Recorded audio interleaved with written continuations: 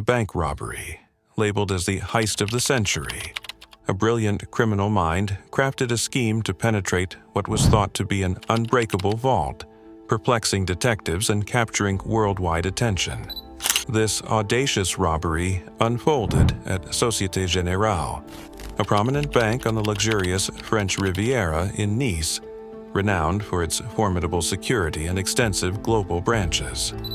On a seemingly ordinary Monday, July 19, 1976, the bank buzzed with activity as clients entrusted it with their most prized possessions: cash, jewelry, and gold. Confidence ran high amongst the clientele, bolstered by the bank's reputation for possessing one of the most secure vaults in France. Yet, as the bank officers began their routine, nothing hinted at the extraordinary events that were about to transpire. The day's calm was disrupted when the bank's director and several officers attempted to access the vault for regular customer transactions. While the main vault door opened as expected, the inner door stubbornly refused to budge. Accustomed to occasional issues with the vault's aged 20-ton steel door, the staff remained composed, assuming it was just another glitch.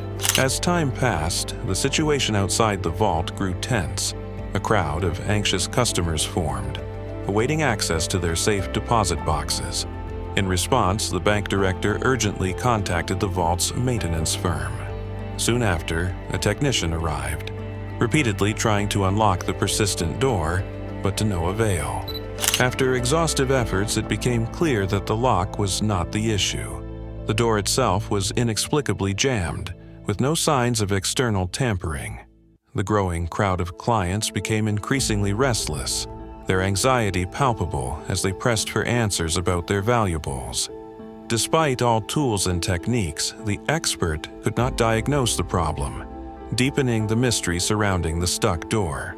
This baffling scenario set the stage for a dramatic discovery that would reveal the ingenuity behind one of the most talked-about bank heists in history, challenging the very notions of security and leaving a mark on criminal lore. The unfolding events would later underscore the vulnerability of even the most secure establishments and ignite a re-evaluation of bank security worldwide. As the clock struck noon, the mystery deepened. The vault manufacturer's additional personnel, despite their expertise, were stumped. The door seemed inexplicably sealed from the inside. An impossibility, given it was the only access point. Faced with no other options, the decision was made to cut through the vault door. By 3 p.m., a small hole was pierced through the steel, offering a first glimpse inside. What the workmen saw was unthinkable. The vault had been emptied. Immediately, the bank director alerted the police. Within minutes, the scene was overrun with law enforcement. Every available officer in Nice responded, gearing up for what would be a monumental investigation into one of the most significant bank heists in history. The hole was widened, allowing the officers to enter. Inside, they found the vault stripped of its contents, including 4,000 safe deposit boxes. A brazen message was left scrawled on the wall in bold letters: without weapons, without violence, and without hate. Also, before we move on, please don't forget to subscribe to our channel for more interesting heist stories like this. Let's get back to the story. The method of the heist quickly became apparent to the detectives. A tunnel led from the vault to the city's sewers, complete with the tools of the trade abandoned by the robbers, a telltale sign of a meticulously planned operation. Among the equipment were 27 gas cylinders for blowtorches, sophisticated ventilation systems, and nearly half a mile of electrical cable, all indicating months of preparation and execution. The heist netted the thieves approximately $10 million in money, jewelry, and precious metals, instantly becoming the largest bank robbery ever recorded and dubbed the heist of the century by the global press. The bank, desperate for leads, offered a $250,000 reward for information that could lead to the arrest of the culprits. A massive investigation ensued, with high-ranking detectives from across France descending on Nice. Thousands were interviewed, from bank employees to local residents. The breakthrough came when evidence linked the crime to a notorious gang known as the Sewer Rats, known for their criminal exploits in the underground of the city. This extraordinary robbery not only shook the foundations of international banking security, but also highlighted the audacious capabilities of modern thieves, leaving law enforcement and the public both horrified and fascinated. After months of exhaustive investigations, the focus narrowed down on the Sewer Rats gang, but the detectives were convinced that the suspects apprehended lacked the sophistication required to mastermind such an elaborate heist. Therefore, they continued surveillance in hopes of catching the true architect behind the crime. Their persistence paid off in early October when two suspects attempted to sell gold ingots at a local bank. Alert bank staff recognized the ingots' serial numbers as those stolen from Société Générale and quickly contacted the authorities. The men were arrested, providing a crucial breakthrough that linked them directly to the gang and potentially closer to the heist's mastermind. The investigation took a dramatic turn when one of the detained suspects revealed the name of a photographer named Albert, claiming he was the planner of the heist. Police wasted no time and soon confronted Albert at his rural home, but his genuine shock and apparent ignorance of the allegations threw the officers off. His reputation as a gentle, romantic figure who lived a quiet life far from the urban sprawl made it hard to connect him to such a daring crime. Despite his protests of innocence, the discovery of illegal weapons and explosives at his residence during a police raid complicated his situation. Under intense interrogation, the authorities leveraged their findings, threatening to implicate his wife in the arms findings unless he confessed. Faced with the unbearable thought of his wife suffering, Albert broke down and admitted to orchestrating the heist. He detailed his meticulous planning, which involved exploiting his knowledge of the bank's layout and vulnerabilities he had observed while posing as a customer. Albert's confession revealed a mastermind who had brilliantly exploited the urban infrastructure and his unassuming persona to pull off one of the most audacious bank robberies in history. His strategic mind and the love for his wife led to a dramatic conclusion of the case, as he chose her safety over maintaining his innocence. This twist in the tale underscored the complex human emotions and loyalties behind the criminal facade, wrapping up a saga that had captivated the nation and baffled law enforcement for months. Albert's daring plan to rob the Société Générale vault materialized over 2 years of meticulous planning and preparation, driven by an insider tip about the vault's lack of an alarm system. His neighbor, an employee at the bank, unwittingly provided the initial spark that ignited Albert's criminal ingenuity. Capitalizing on this information, Albert rented a safe deposit box, which granted him unguarded access to the vault. He exploited this privilege, using his visits to covertly photograph every angle of the vault's interior and make detailed notes of its layout. The vault, a stronghold for thousands of safe deposit boxes, required a strategy that allowed for extensive, undetected access. Albert's solution was as audacious as it was brilliant. He decided to tunnel into the vault from the city's extensive but complex sewer system beneath Nice. The initial exploration of the sewers was daunting. The stifling, musty environment overwhelmed Albert, forcing him to smoke Cuban cigars to mitigate the foul odors. When direct access from the sewers proved too challenging, Albert ingeniously masqueraded as a contractor to obtain official sewer maps from City Hall, significantly easing his planning. With the maps in hand, Albert identified the optimal entry point for his tunnel, directly beneath one of Nice's busiest avenues. The risks were enormous, as the noise from digging could potentially alert passers-by above. Undeterred, Albert traveled to Marseille, where he recruited the infamous Sewer Rats gang to join his venture.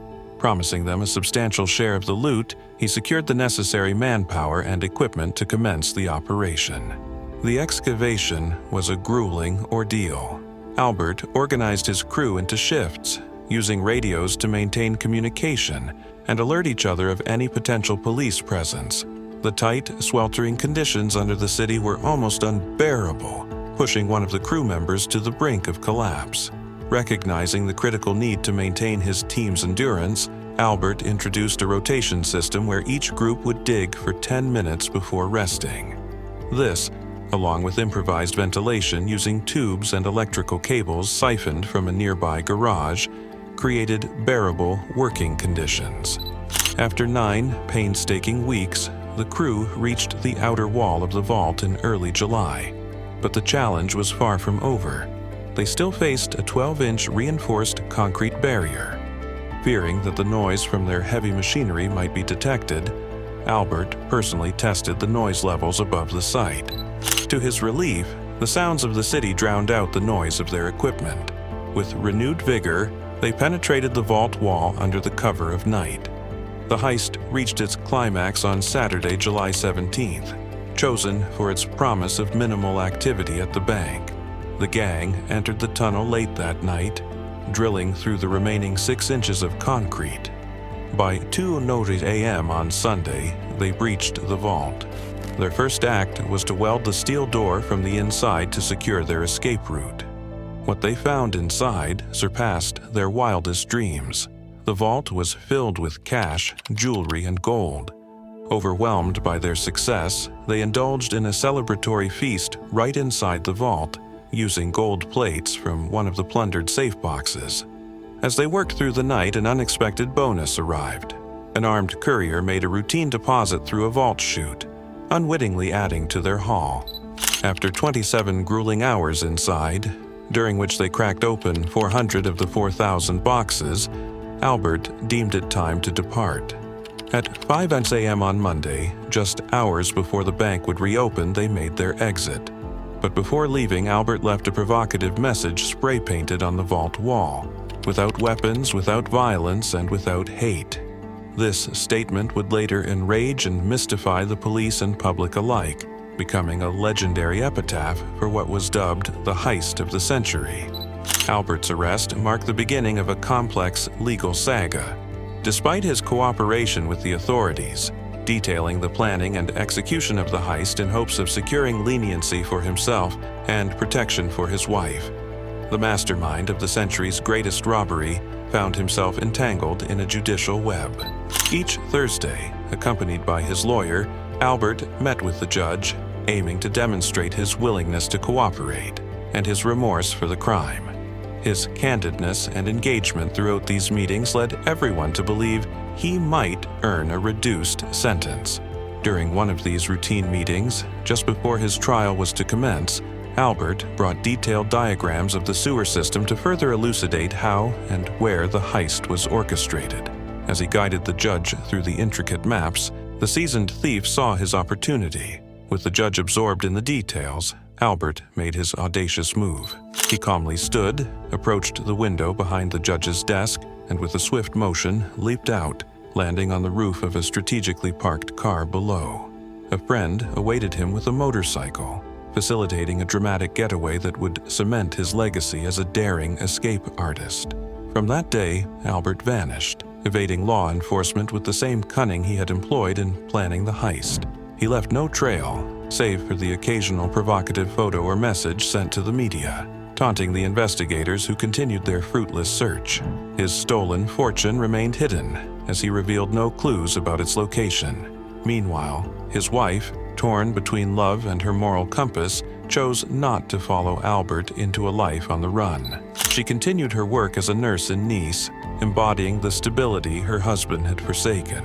The contrast between their paths highlighted the deep rifts his actions had caused. Albert's life on the run was marked by intrigue and mystery until his demise in 1989 from lung cancer.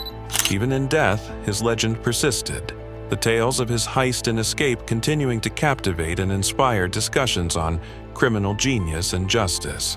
Albert's story is a dramatic saga of ambition, cunning, and ultimately a profound loneliness marked by the separation from his beloved wife and a life forever on the run.